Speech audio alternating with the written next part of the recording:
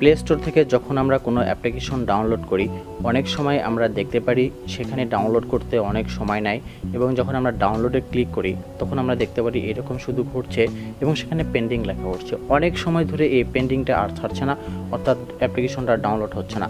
এটা কেন হয়, এটা আমরা কিভাবে দূর করতে পারি, এই বিষয় নিয়ে আলোচনা করব আজকের ভিডিওতে। ভিডিওটা কিন্তু খুবই গুরুত্বপূর্ণ, শেষ পর্যন্ত দেখতে থাকুন। হ্যালো ভিউয়ার্স, আসসালামু আলাইকুম, this is Kamrul and welcome to play store থেকে যদি কোনো অ্যাপ্লিকেশন ডাউনলোড না হয় সেক্ষেত্রে আমাদের যে কাজটা করতে হবে, প্রথমেই চলে যেতে হবে আমাদের ফোনটা থেকে প্লে স্টোরে। আমরা আমাদের ফোনটা থেকে প্রথমেই প্লে স্টোর এই অ্যাপ্লিকেশনটা ওপেন করব। তার জন্য আমরা ট্যাপ করলাম প্লে স্টোর এই অ্যাপটির উপরে। তাহলে কিন্তু আমাদের সামনে এরকম একটা পেজ চলে আসবে এবং এখানে কিন্তু আমরা দেখতে পারবো আমাদের প্লে স্টোরের, অর্থাৎ এই অ্যাপ্লিকেশনের ভিতরে প্রবেশ করার পরে যে আমরা প্রোফাইল পিকটা দেখতে পারবো, আমরা এটার উপরে ক্লিক করব।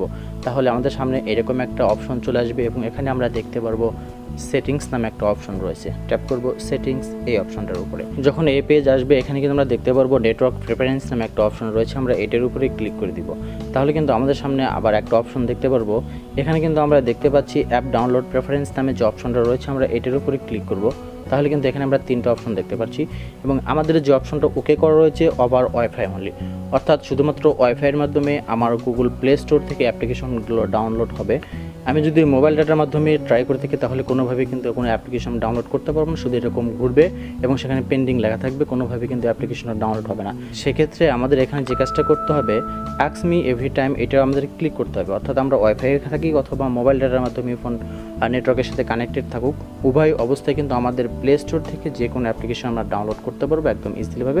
সুতরাং এখানে ওকে করে দিয়ে আমরা এটা রান করে দেবো। তাহলে কিন্তু আমাদের যে প্রবলেমটা ছিল যে আমরা যখনই প্লে স্টোর থেকে অ্যাপ্লিকেশন ডাউনলোড করতে চাই শুধু পেন্ডিং লেখা থাকে।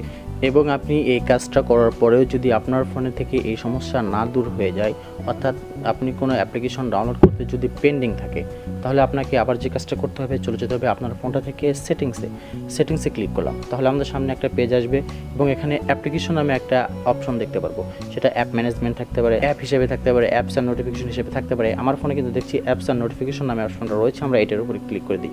তাহলে কিন্তু আমাদের ফোনে যতগুলো অ্যাপ্লিকেশন রয়েছে প্রত্যেক অ্যাপ্লিকেশনের এখানে একটা লিস্ট চলে আসবে। আমরা এখানে আমাদের ফোনের অ্যাপ্লিকেশনের লিস্টটা দেখতে পাচ্ছি। এখান থেকে আমাদের যে কাজটা করতে হবে, খুঁজে বের করতে হবে আমাদের গুগল প্লে স্টোর। এখানে আমাদের গুগল প্লে স্টোর দেখতে পাচ্ছি, আমরা এটার উপরে ক্লিক করে দিব। দেওয়ার পর আমাদের সামনে এরকম পেজ চলে আসবে। এখানে আমরা স্টোরেজ নামে একটা অপশন দেখতে পারবো, ট্যাপ করবো স্টোরেজ এই অপশনটার উপরে। তাহলে এখানে আমরা দুটো অপশন দেখতে পাচ্ছি, একটা রয়েছে ক্লিয়ার স্টোরেজ আর একটা রয়েছে ক্লিয়ার ক্যাশি। সো আপনি এখান থেকে ক্লিয়ার স্টোরেজ এটার উপরে ক্লিক করে এখান থেকে ওকেতে ট্যাপ করে দেবেন। তাহলে কিন্তু আপনার প্লে স্টোর একদম ক্লিয়ার হয়ে গেল, অর্থাৎ নতুন একটা ফোন ক্রয় করার পরে প্লে স্টোরটা কিন্তু যে কোনো একটা জিমেল অ্যাকাউন্টের মাধ্যমে লগ ইন করতে হয়। এখন কিন্তু এই ক্লিয়ার স্টোরেজ করার পরে আপনার প্লে স্টোরটা আবার পুনরায় যে কোনো একটা জিমেল অ্যাকাউন্টে আপনাকে লগ ইন করতে হবে। তাহলে যেটা হবে, আপনার যতগুলো সমস্যা ছিল সমস্ত সমস্যা কিন্তু আপনার দূর হয়ে যাবে। আর প্লে স্টোরটা যদি আপনি ক্লিয়ার স্টোরেজ করার পরেও আপনার ফোনে যদি কোনো অ্যাপ্লিকেশন ডাউনলোড না হয়, সেই ক্ষেত্রে কিন্তু আপনাকে বুঝে নিতে হবে আপনার ফোনে যে ইন্টারনাল স্টোরেজ রয়েছে সেটা কিন্তু ফুল হয়ে গিয়েছে। আপনার অ্যাপ্লিকেশন ডাউনলোড হওয়ার মতো কোনো জায়গা নেই, তার জন্য কিন্তু শুধু পেন্ডিং লেখা হচ্ছে। সুতরাং আপনার ফোনটা থেকে আপনার ইন্টারনাল স্টোরেজ ফাঁকা করে রাখতে হবে। তার জন্য যদি আপনি কোনো কিছু কেটে না দিতে চান, তাও কিন্তু আপনি অনেক মেগাবাইট ফাঁকা করতে পারেন। সেটা করতে হলে চলে যেতে হবে আপনাকে আবার সেটিংসে এবং এখান থেকে আপনাকে আবার সেই অ্যাপ্লিকেশনে যেতে হবে। অ্যাপে যাওয়ার পরে একটু আগে যে আমরা গুগল প্লে স্টোরটা ক্লিয়ার স্টোরেজ করলাম, এরকমভাবে কিন্তু আপনি আপনার প্রত্যেকটা অ্যাপকে ক্লিয়ার ক্যাশি করতে পারেন। এখানে দেখতে পাচ্ছেন ফেসবুক রয়েছে, আমরা যদি ফেসবুকটার উপর ক্লিক করি তাহলে কিন্তু এখানে আমরা দেখতে পাচ্ছি 821 মেগাবাইট ইউজড হয়েছে শুধুমাত্র ফেসবুক অ্যাপ্লিকেশনটা, অথচ ফেসবুক অ্যাপ্লিকেশনটা শুধুমাত্র 50 বা 55 এমবি হয়ে থাকে। এখানে কিন্তু ব্যবহার করতে করতে অনেক নোটিফিকেশন অ্যাড হয়ে আমাদের এই ফেসবুক অ্যাপ্লিকেশনে কিন্তু অনেক বেশি মেগাবাইট খেয়ে বসে আছে। সুতরাং এখান থেকে যদি আমরা আবার ফেসবুকের স্টোরেজের উপর ট্যাপ করে দিই, দেওয়ার পরে কিন্তু এখানে আমরা ক্লিয়ার স্টোরেজ দেখতে পাচ্ছি, আমরা এটার উপর ক্লিক করে এখান থেকে এটা আমরা ওকে করে দেব। তাহলে কিন্তু আমাদের যে ফেসবুকটা এখান থেকে প্রায় আমরা 800 মেগাবাইটের মতো বাঁচাতে পারবো।